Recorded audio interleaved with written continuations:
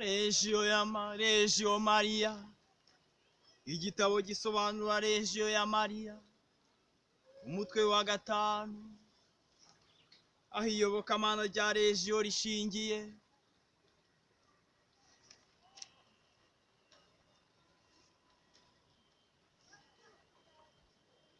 Iyobokamana rya Regio ya Maria rigaragarira mu masengesho yayo. Regio ishingiye mbere na mbere ku kwemera Imana ku buryo butajegajega no ku rukundo Imana igirira abana bayo. Imana ishaka ko ibikorwa byacu bihesha ikuzo, niyo mpamvu ibisukura igatuma byera imbuto, bigasubira bigasagamba. Iyo rimwe dukoranye umurego, ubundi tukagira ubunebwe, tuba tugaragaje ko dukeka ko Imana ititaye ku murimo wacu.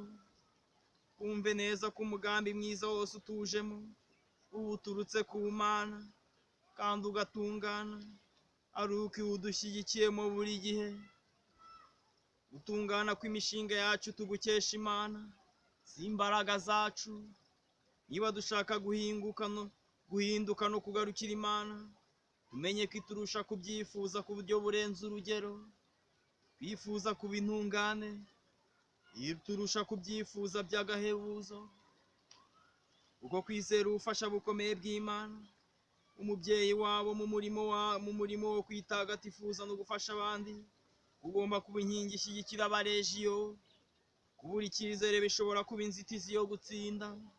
Niba bafite ukwemera gushyitse, Imana ntizareka kubagira ibikoresho byayo byo kwigarurira isi.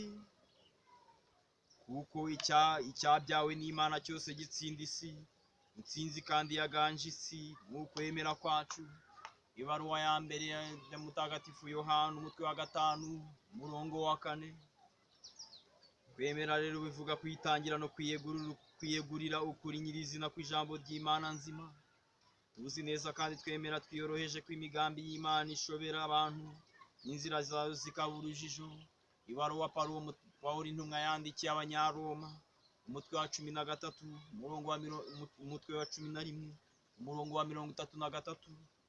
Bikira Mariya we, ku bushake buhoraho bw'Imana isumba byose yibonye, niko twavuga, rwagati mu nzira zitumvikana no mu migambi y'urujijo y'Imana, maze akurikira mu kwemera gusa, yakira byuzuye n'umutima ufunguye ibyateganyijwe byose mu mugambi w'Imana.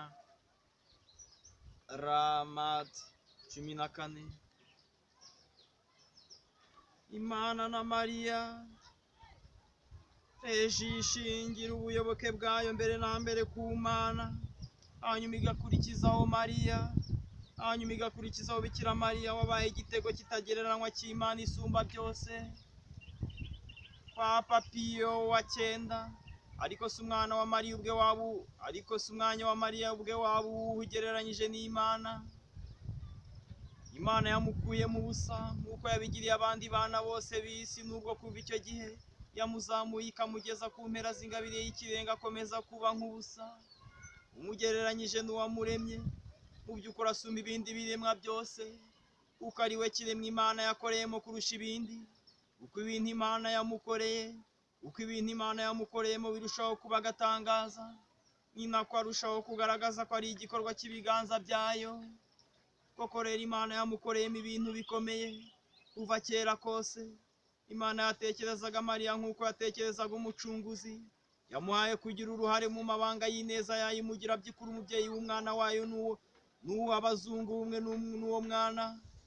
Ibyo byose yabigiriye mbere na mbere kugira ngo Mariya yiheshe ikuzo riruta iryo yahabwa n'ibindi biremwa byose byibumbiye hamwe. Yongeye kandi yari ifite umugambi utubereye urujijo wo kongera agaciro k'iyikuzo natwe ubwacu dushobora kuyiha. Bityo rero isengesho n'ubwitange by'urukundo bihamya ko dushimira Mariya umubyeyi wacu n'umufasha wacu mu gucungurwa, ntibishobora kugira icyo bitwara mu maso y'Imana yamugize ityo. Nta shiti ibyo duha Mariya bigera ku Mana bitayobye kandi byuzuye. Nta nubwo ari muri bwa buryo bw'intumwa isohoza ubutumwa idatenguha, ahubwo biba byongerewe. Mariya asumba intumwa idatenguha.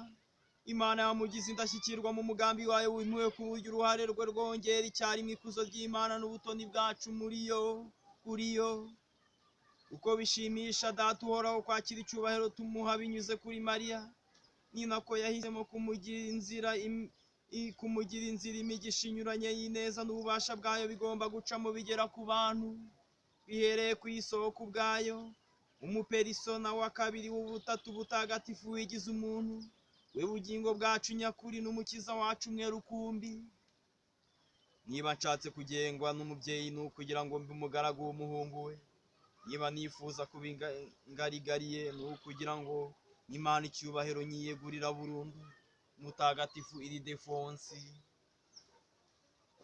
Mariya umuhesha w'inema zose,